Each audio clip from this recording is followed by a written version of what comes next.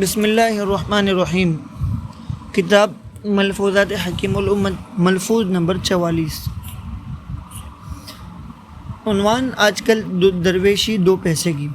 فرمایا کہ آج کل بزرگ اس کو سمجھتے ہیں کہ اس کے کپڑے گیروی ہوں، لٹیں ناف تک ہوں، چوغا گٹوں تک ہو، بڑے بڑے دانوں کی تسبیح ہاتھ میں ہو، بس درویش ہیں، شاہ صاحب ہیں، ولی کامل ہیں۔ کیا خرافات ہیں! غالباً ہمارے حضرت جی صاحب رحمۃ اللہ علیہ فرمایا کرتے تھے کہ آج کل درویشی دو پیسے میں ملتی ہے۔ ایک پیسے کا گیرو خرید لیا کپڑے رنگ کرنے کے، یعنی کپڑے کو کلر کرنے کے لیے، ایک پیسے کی تسبیح خرید لی اور درویش ہو گئے۔ ہمارے بزرگوں کے طریق کو تو ظاہر بھی مولویت سمجھتے ہیں، کہتے ہیں کہ اسے درویشی سے کیا تعلق۔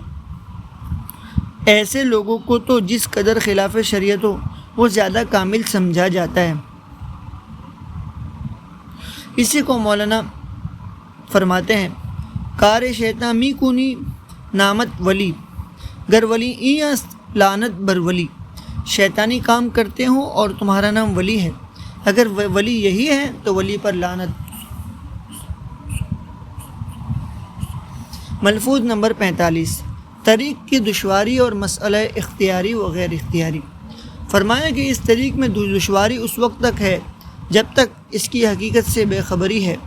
حقیقت معلوم ہو جانے کے بعد پھر اس سے زیادہ سہل اور آسان کوئی چیز نظر نہیں آتی۔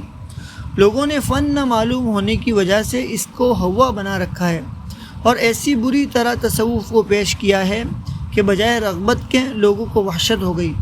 حالانکہ تصوف صرف ایک مسئلے پر ختم ہے، عمل ایک اختیاری ہے، ایک غیر اختیاری۔ اختیاری کو لے کر غیر اختیاری کے در پہ نہ ہو۔ بس یہ ایک چھوٹی اور مختصر سی بات ہے۔ ایک لطیفہ یاد آیا چھوٹے اور مختصر ہونے پر۔ ایک پیر صاحب تھے، ان کا مقولہ ایک صاحب نے مجھ سے بیان کیا۔ انہوں نے میرا نام لے کر کہا کہ فی الحقیقت تصوف کو جس قدر سہل کر کے، یعنی آسان کر کے اس نے دکھلایا ہے، آج تک اس کی نظیر نہیں۔ مگر بات یہ ہے کہ تعبیر کرنا بھی سہل، حقیقت سمجھنا بھی سہل، مگر عمل مشکل ہے۔ میں جواب میں کہا کرتا ہوں کہ تم جو یہ عذر حق تعالیٰ کے احکام میں کرتے ہو، یہی عذر تمہارا نوکر یا غلام تمہارے کاموں میں کرے، تب بتاؤ کہ کیا اس کو معذور سمجھو گے؟ اگر یہی مواخذہ حق تعالیٰ نے فرمایا اور بعض پر اس کی، تو جواب کے لیے تیار رہنا چاہیے۔ ملفوظ نمبر 46۔ اسلام کی نشأت ثانیہ۔ فرمایا کہ کس طرح دل میں ڈال دوں، جی چاہتا ہے کہ سب اس طرح راہ پر آ جائیں کہ ان کی ہر ادا سے اسلام کی شان ظاہر ہو، جیسے حضرات صحابہ کرام کو لوگ دیکھ کر اسلام قبول کرتے تھے، کہ ان کا نمونہ بن جائیں۔ دنیا و دین کی بہبود اسی میں مضمر ہے، پوشیدہ ہے۔ یہ امر واقعی ہے، یعنی پکی بات ہے کہ اگر مسلمان اپنی اصلاح کر لیں اور دین ان میں راسخ ہو جائے تو دین تو وہ ہے ہی، لیکن دنیاوی مصائب کا بھی جو کچھ آج کل ان پر ہجوم ہے، انشاءاللہ چند روز میں کایا پلٹ ہو جائے۔ اور گو اس پر دلائل بھی ہیں، مگر اس کا جو حصہ ذوقی ہے چاہتا ہوں کہ اس کو ظاہر کر دوں، مگر ان کے اظہار پر قدرت نہیں۔ جیسے ایک مادر ذات اندھے کی حکایت ہے۔ کسی لڑکے نے کہا کہ حافظ جی آج ہمارے یہاں تمہاری دعوت ہے۔ پوچھا کیا کھلاؤ گے؟ کہا کھیر۔ دریافت کیا کھیر کیسی ہوتی ہے؟ کہا کہ سفید۔ پوچھا سفید کسے کہتے ہیں؟ کہا جیسا بگلا۔ پوچھا بگلا کیسے ہوتا ہے؟ اس لڑکے نے کوہنی سے ہاتھ کھڑا کر کے اور پہنچے سے، یعنی گٹوں سے گویا کہ پہنچے سے موڑ کر کہا ایسا ہوتا ہے۔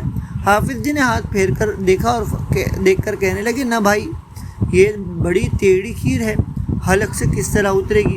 دیکھیے یہاں حقیقت سمجھ نہ آنے کی وجہ سے کھیر کو ٹیڑھی سمجھ بیٹھے۔ ایسی ہی اس طریق میں بہت سی باتیں ایسی ہیں کہ وہ بیان میں نہیں آ سکتی، تو جیسے وہاں اس کی ضرورت تھی کہ حافظ جی کے سامنے کھیر کا طبق، یعنی پیالہ وغیرہ بھر کر رکھ دیتے کہ یہ کھیر ہے، کھا کر دیکھ لو کیسی ہوتی ہے۔ ایسے ہی یہاں بھی حقیقت معلوم کرنے کی صرف ایک ہی صورت ہے، وہ یہ ہے کہ کام کرنا شروع کرو، خود بخود سب معلوم ہو جائے گا۔ مگر اس طریق میں اول ہی قدم اس کی ضرورت ہے کہ اس کا مصداق بن جائے۔ در رہ منزل لیلا کہ خطرہ ہاست بجاں، شرط اول قدم آست کہ مجنوں باشی۔ لیلا کی طلب میں جان کو بہت سے خطرات ہیں، مگر راہ طلب میں پہلی قدم کی شرط مجنوں ہونا ہے۔ ایک اور مثال سمجھ لیجئے کہ ایک شخص ہے ولایتی انگریز کہتے ہیں گویا کہ جو تھوڑا ماڈرن ہو اور اس طریقے سے، ایک شخص ہے ولایتی، اس نے کبھی آم نہیں کھایا، یعنی ویسٹ مغرب کا مطلب امریکہ انگلینڈ اس طریقے سے، اس کو آم کی حقیقت بتلانا سخت دشوار ہے۔ جس چیز سے بھی اس کے ذائقے کو تشبیہ دیجیے گا وہ ہرگز نہیں سمجھے گا، یعنی اس کو بتائے کہ آم میٹھا ہوتا ہے فلاں کلنگر کی طرح یا کسی بھی چیز کا، تو وہ نہیں سمجھ پائے گا۔ اس کی صرف یہی ایک صورت ہے کہ آم ہاتھ میں دے کر کہا جائے کہ جو اس کا ذائقہ ہے خود کھا کر دیکھ لو۔ اسی طرح اس طریق میں سمجھ لیجئے گا کہ تقریروں سے یا کیل و کال سے کچھ سمجھ میں نہیں آ سکتا، یہ تو کام کرنے سے معلوم ہوتا ہے۔ اس میں عقل کی بھی رسائی نہیں، عقل کی رسائی نہ ہونے کو ایک مثال سے سمجھ لیجئے۔ ایک شخص کھڑے پہاڑ پر جانا چاہتا ہے، گھوڑے پر، یعنی پہاڑ ایسا ہے جو بالکل سیدھا کھڑا ہے، اس پہ چڑھنا کا جو طریقہ ہوگا وہ ایسا ہوگا کہ اوپر سے رسی لٹکا دی جاتی اور رسی پر پھر رسی پکڑ کے لوگ اوپر چڑھتے ہیں، تو یہ اسی کو بتا رہے ہیں۔ ایک شخص کھڑے پہاڑ پر جانا چاہتا ہے، گھوڑے پر سوار ہو کر چلا، گھوڑے کا کام دامن کوہ تک پہنچا دینے کا ہے، یعنی جو پہاڑ کا جو دامن ہے نیچے کا حصہ ہو، آگے وہ نہیں جا سکتا۔ آگے دامن کوہ میں ایک کمند ہے، یعنی لمبی رسی، وہ اس سے وہ راستہ طے ہوگا۔ عقل گھوڑا ہے، اس کی ایک حد ہے، اس کے آگے دخل نہیں۔ جیسے گھوڑے پر سوار ہو کر ایسے پہاڑ پر جانا بے عقلی ہے، اسی طرح یہاں عقل سے کام لینا بے عقلی ہوگی۔ ایسے ہی عقل کو مولانا فرماتے ہیں، آزمودم عقل در اندیش را، بعد ازیں دیوانہ سازم خیش را۔ میں نے عقل در اندیش کو آزما کر دیکھ لیا، مگر راہ عشق میں بیکار ثابت ہوئی، اس آزمائش کے بعد اپنے کو میں نے دیوانہ بنا لیا ہے۔ پھر آگے ایک شعر کا ایک مصرع پڑھتے ہیں، اگر چاہیں دونوں لکھیں۔ اوست دیوانہ کے دیوانہ نشد، بقول مجذوب کے وہی دیوانہ ہے جو آپ کا دیوانہ نہیں۔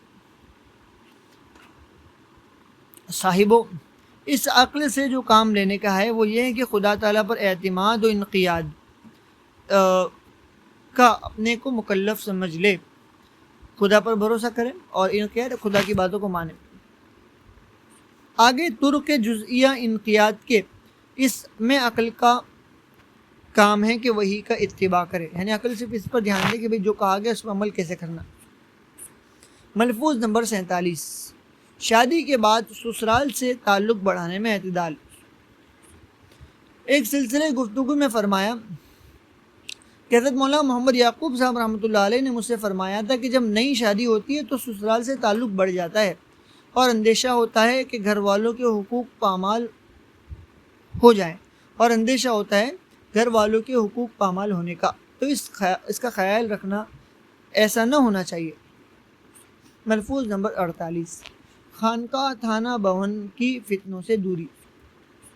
ایک مولوی صاحب نے عرض کیا کہ حضرت تھانہ بھون تہ خانہ ہے۔ دریافت فرمایا کیا مطلب ہے، میں سمجھا نہیں۔ عرض کیا کہ آج کل دنیا میں جو مختلف چیزیں چل رہی ہیں اور آگ لگ رہی ہے، مراد تحریکات ہیں، یہاں آ کر معلوم ہوتا ہے کہ کہیں بھی کچھ نہیں۔ دریافت فرمایا اتنا اور فرما دیجئے کہ اس سے مراد آپ کی قصبہ تھانہ بھون ہے یا خانقاہ؟ عرض کیا کہ یہ احاطہ خانقاہ مراد ہے۔ فرمایا جی ہاں، اللہ کا لاکھ لاکھ شکر ہے، یہ سب اپنے بزرگوں کی جوتیوں کا طفیل ہے، ایک کونا دبائے بیٹھے ہیں۔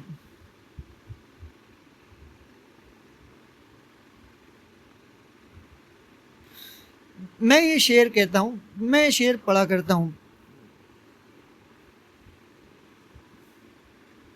اس کا ترجمہ ہے، دنیا کا کوئی کونا بے درندوں اور مختلف قسم کے جالوں کے نہیں، بجز خلوت گاہ حق کے کہیں راحت نہیں، مگر اس پر بھی عنایت فرماؤں کی عنایات ہوتی رہتی ہیں،